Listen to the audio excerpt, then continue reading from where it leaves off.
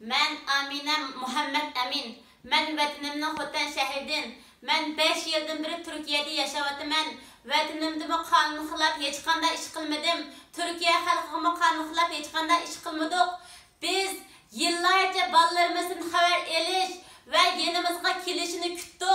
Ama sabrimiz tugudi. Kanuni yollar orqali balalarımızın xabar elish ve yanımızga akilish uchun mas'ul kishilar bilan